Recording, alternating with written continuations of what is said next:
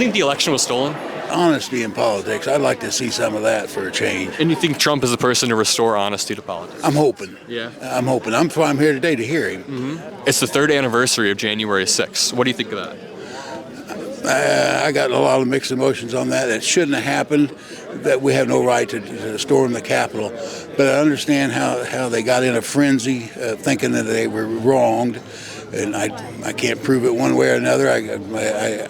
Some things weren't right, but it wasn't a whole, everything wasn't wrong. Yeah. In this video, I talked to some Trump supporters that are relatively rational. And I know the words Trump supporters and rational don't belong in the same sentence, but you guys have to watch and see what I mean. Out of the 74 million people who voted for Donald Trump, there are tens of millions of people who just casually pay attention to politics and don't really understand what they're voting for. So instead of shutting these people down and not talking to them, I think it's important that we open up conversation and try to inch them towards our more liberal position. And that's what I do in this video. If you enjoyed the video, make sure to leave a like, make sure to comment a blue heart, and let's play these clips. I want to ask you, what do you think the people were there to do on January 6th? What do you think their goal was? I think they're really to stand up and say that the election was somewhat rigged. And I don't know if that's true or not.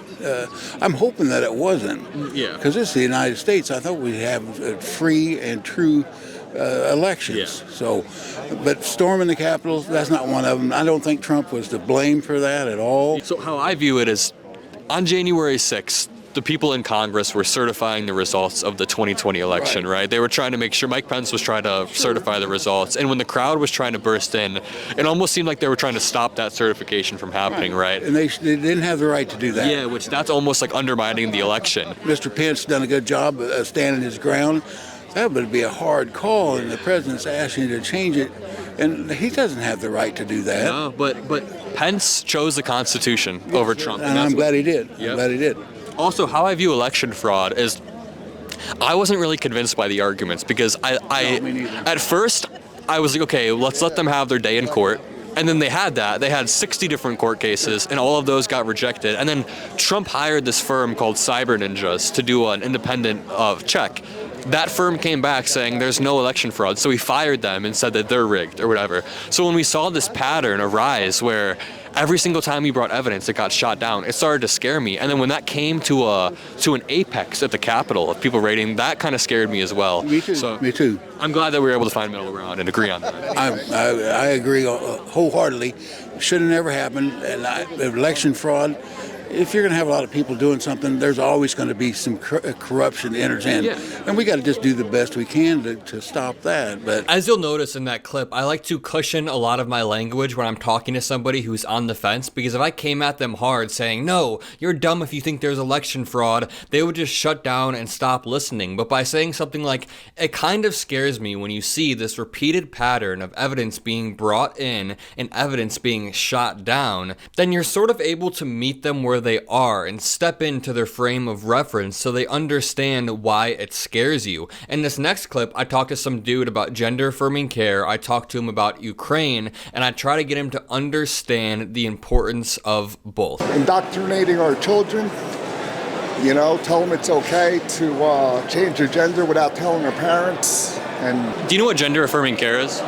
Yes. Are you okay with American adults getting gender affirming care? Adults, sure. Would you be okay with a 17-year-old getting gender-affirming care if they went to therapy for 4 years beforehand? A psychiatrist, a doctor, and their family all said, to improve this person's quality of life, gender-affirming care is the way? Yeah, that would make a lot more sense than what they're doing now. That's most of the time. See, people have this idea that kids are going and like getting surgeries or whatever on their own, but most of the parents' backs. I wouldn't agree with that either. Most of the time what happens is you need a consensus from psychiatrists, from doctors, after years of therapy. I think that's how it should be done, to go through the right way. Absolutely. Cool, so we can agree on that, awesome. Yes, sir. What do you think about America's funding of Ukraine?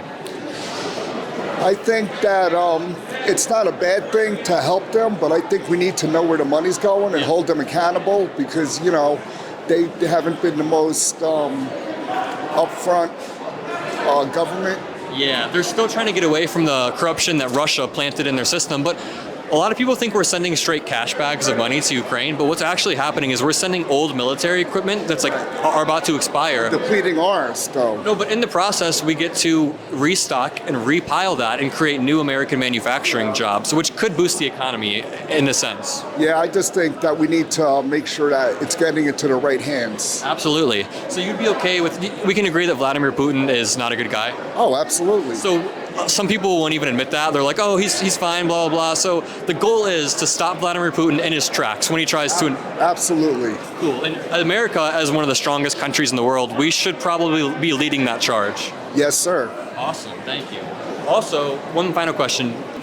What we found is that if you go on Twitter, everybody hates each other and they think they're the enemy. Yeah. But when you and I talk, we kind of disagree. We have a good conversation. Yeah, you need to have an educated conversation. I mean, there's two sides to every story. Everyone's not going to think the same. You know what I'm saying? That's where the country is screwed up, I think. It's not black and white all the time. We can have an educated conversation and come to an agreement, you know, some kind of middle ground. That's my whole thing. And that's the beautiful thing about democracy. In some other countries like Russia, you and I might not be able to have this conversation. Oh, no. We'll be locked up. When it comes to abortion, are you in favor of protecting Roe v. Wade, or do you think it should be shot down among all states? Just to clarify. It's more so of it should be a tragedy when it occurs, but if we have to go all in and it's last resort, I understand, but we should not just do it willy-nilly, you know? The catchphrase was always, it should be safe, legal, but rare. So the goal is to teach sex ed at a young age and have people know that you can use protection in other ways and prevent abortions like from the fundamental level before it even has to happen. And then if someone does need it, we want them to be able to do it in a safe way where they don't have to hurt themselves, right? Yeah, I agree. And I think if we found a solution like that, and I feel like we would reel back and, you know, we would slowly start to uplift women again. They wouldn't be used so much. I really think everyone would honestly benefit. Regarding healthcare, what are your goals with healthcare?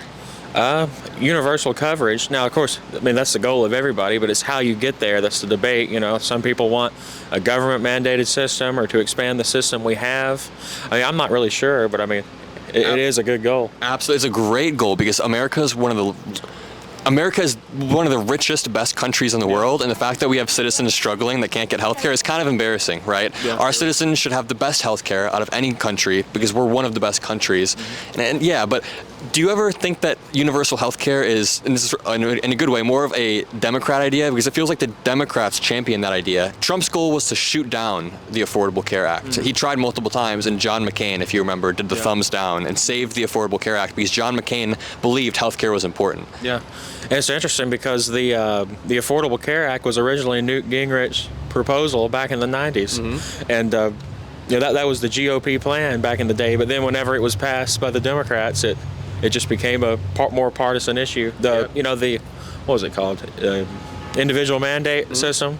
Yeah, I think Mitt Romney also had a big role in his state. He enacted it on a state level, and then Obama kind of stole it and did it on a federal level, which is great. And I think we should be protecting those people. Yeah. I know people that wouldn't have health insurance without, it's anecdotal, but they wouldn't have health insurance without Obamacare. So now you can tell with these dudes that they were my age and they were conservative leaning, but they told me they hadn't really made up their mind on Trump yet. So what I try to do is step into their frame of reference, the frame of reference of a conservative, by repeatedly saying, listen, America is one of the best, one of the richest countries in the world, and it's almost embarrassing that we can't provide our citizens the health care that they need.